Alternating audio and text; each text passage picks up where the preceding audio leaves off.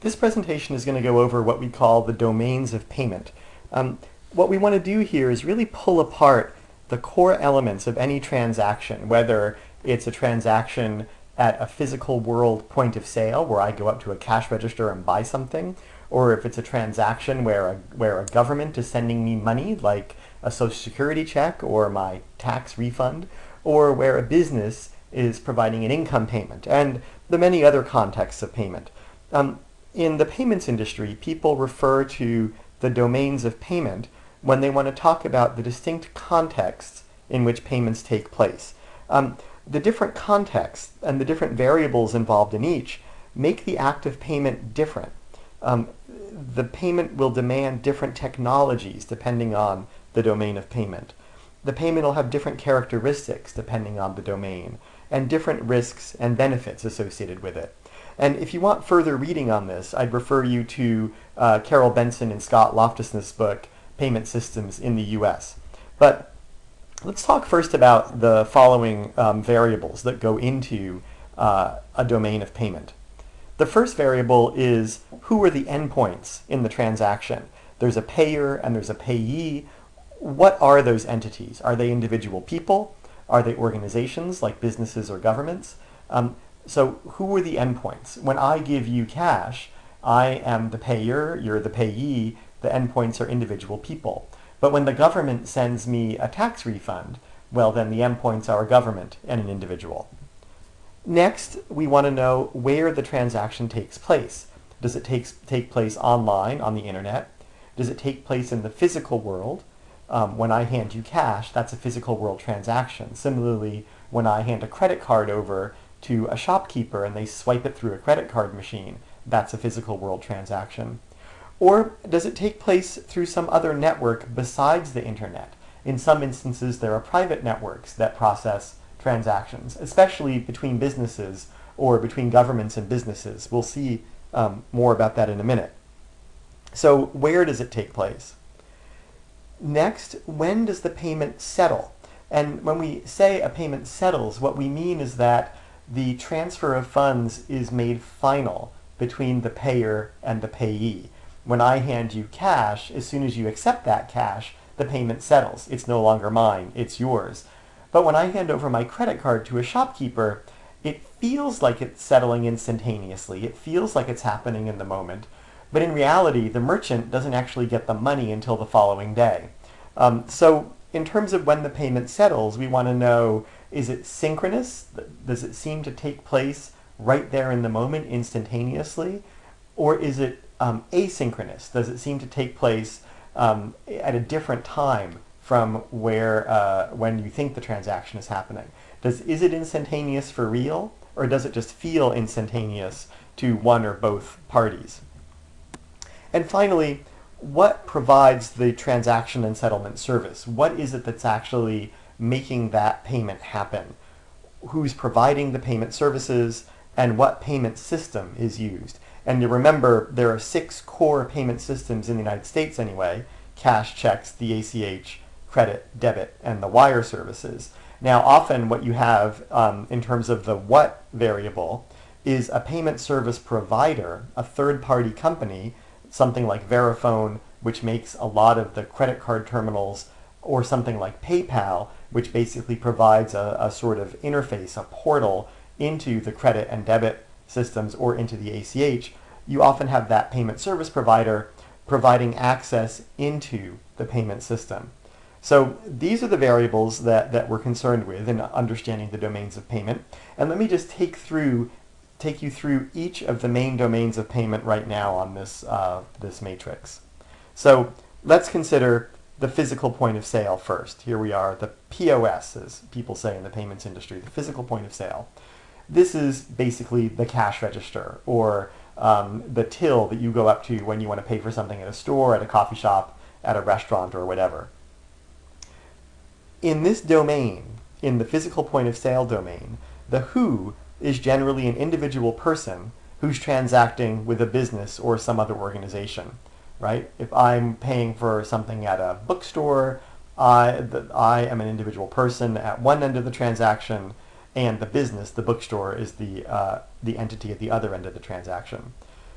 As the name suggests, in the physical point of sale, the where is the physical world. This is taking place in a brick and mortar store. This is taking place in the physical world. When? Well, it often seems synchronous. It seems like the payment is settling, for the most part, right then and there when I buy something, right? I hand over some cash. The cash is taken in to the cash register by the cashier. I'm handed a receipt and the goods that I've just purchased. In that case, settlement is happening instantaneously. Now, in other cases, when I hand over a credit card, it sure looks to me like it's taking place instantaneously, like the settlement is happening synchronously with the transaction, because I hand my credit card over, I get a receipt, and then I get to walk out of the store with whatever I just purchased. But as I said, in reality, the settlement is actually a little bit delayed. But for the most part, settlement is synchronous, or at least has the appearance of synchronicity. And the what payment system is being used? Well, usually it's cash, credit, and debit. And sometimes, increasingly rarely, at the point of sale, you can use checks. Let's take another domain, e-commerce. Now, with e-commerce, electronic commerce taking place over the internet, again, like the physical point of sale, usually it's a situation where an individual person is transacting with a business or another organization. So if I go to Amazon.com, I'm going to buy a book or some music or something through Amazon. I am transacting with this business. It's happening on the internet, right? So it's using the networked infrastructure of the internet. Again, just as with the physical point of sale, settlement appears to take place instantaneously, even though in some cases, especially with credit, the settlement is actually happening a little bit later from the merchant's point of view. But from the payer's point of view, it's happening instantaneously. And here, with e-commerce, in this domain of payment, pretty much exclusively, the payment systems being used are credit, debit, or the ACH. Even if you're using a service like PayPal to make that payment happen, PayPal is tapping into the credit rails, the debit rails, or the automated clearinghouse to make the payment happen. Our next domain is bill payment. Now, bill payment is where I get my electricity bill and it comes in the mail and I've got to write a check or set up an automatic payment online so that I can pay my electricity bill. Or similarly, my phone bill, the gas bill, my rent, whatever, that kind of thing. With the bill payment, again, as with our other two domains of payment, the payer and the payee are an individual person and a business or other organization, respectively. Here, however, the payment can take place physically or over the internet. So I can actually write a check, a physical check, pop it in the mail, or bring it down to the gas company to make my payment, or I can set it up to be done over the internet. Now, the interesting thing with bill payments that makes it different from the other two domains we've explored so far is that the when of the transaction is asynchronous, right? It's not happening at the same time that I've actually used the goods that I'm purchasing. Take my water bill or my gas bill. I've already used the gas or the water, and then I get a bill at the end of the month telling me it's time to pay it, right? The city has already provided me a service, and I'm paying for it asynchronously with when I consumed it. That's one of the things that makes bill payments distinct. Now, historically, the what involved, the what payment service people use to make bill payments, historically that was checks, right? You would sit there with your checkbook at the end of the month with all of your paper bills, you'd write a whole bunch of checks, stick them in envelopes, put a stamp on it, pop them in the mail, and you're done. Now, increasingly, however, more and more bill payments are taking place online, using the internet, and usually using debit, credit, or the ACH. So I can set up my bill payment to directly pull out on my debit account, my debit card. I can set it up to be paid by my credit card, or in many instances, I can set it up so that it's pulled directly out of my bank account using the ACH.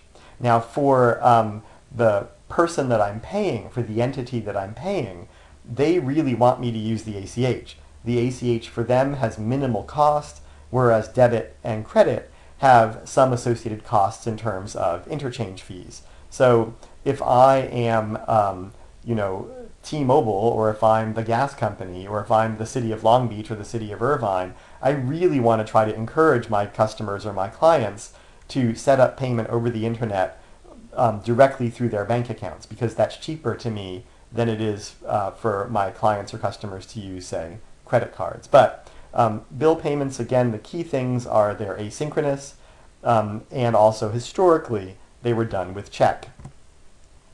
Our next domain is person-to-person payments, P2P payments. This is between an individual person and another person. These also can take place, like bill payments, physically or electronically. And again, they're usually synchronous, or at least have the appearance of synchronicity.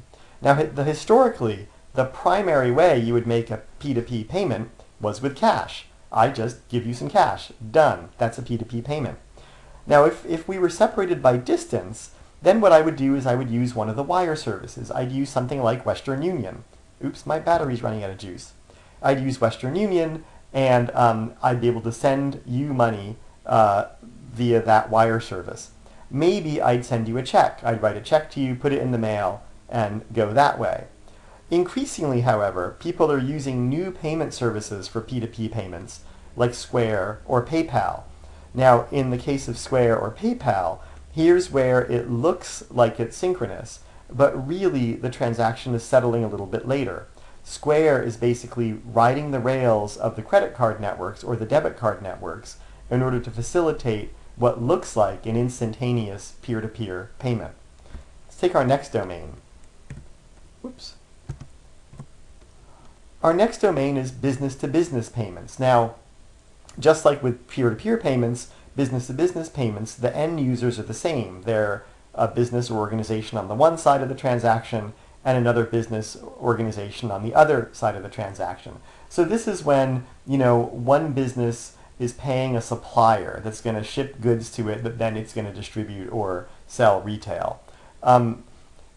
These also are physical or electronic transactions. They're usually asynchronous, so I might pay for goods in advance and then the supplier ships them to me. There's some delay in the transaction. Or the supplier might send me the goods or conduct a service and then I pay it later. Historically, business-to-business payments were almost exclusively done through checks. Basically, as with a bill payment, at the end of the month or on some regular interval, the person at the business would pay all of their suppliers, pay all of their contractors all at once. Increasingly, businesses are using the ACH because it's cheaper. Some businesses in some contexts will use credit cards, the credit services, or use the wire services to facilitate a payment. Now, some businesses have their own private electronic systems that they'll use, especially with businesses with whom they're regular business partners. They might set up some kind of system that they're using, usually with the ACH, and some intermediate system that they've set up themselves to process a payment between them if there's lots and lots of regular payments between these two entities. So for instance, UC Irvine has a list of approved contractors for various services like catering, and if you're on that list, well then there's a system that you can use internally at UC Irvine to settle that payment, which is pretty much riding the rails of the ACH. Finally, there are income payments. Now these are a little different from anything we've seen so far. This is when an organization wants to push money to an individual person. These are things like paychecks, these are things like Social Security checks, or disbursements of dividends or earnings or that kind of thing, investment returns and so on. These also are physical or electronic. They also are usually asynchronous. They don't settle at the same time when services are rendered, or they settle according to some fixed schedule. And historically, these were done with checks. I remember when I first came to UC Irvine, I would have to go to the mailroom every month and pick up a physical paycheck in order to be paid. Today, however, almost all income payments are done through the ACH. The ACH is convenient, the ACH is virtually free, the ACH allows a business to push a payment directly into an individual person's bank account, which eliminates all the risk of the check being stolen or the check being lost in the mail, and provides an awful lot of ease and convenience for all the parties involved. So here you have on this matrix the 1, 2, 3, 4, 5, 6 core domains of payment. These are the domains of payment up here, which are characterized by these 4 key variables. So whenever you're engaged in any kind of payment or any kind of transaction, ask yourself, who are the end parties of that transaction? Where is the transaction taking place? When is it taking place? Is it instantaneous or synchronous, or is it asynchronous? And what payment system and what payment services are being used to make it happen? Once you have this matrix in your head, I guarantee anytime you pay for something, you're going to be thinking about all the different pieces and all the different variables in any payment transaction, because you're going to be thinking about these different domains and the different core elements that make them up. That's basically it. Take a look at Benson and Loftinus for some more detail. And we shall end.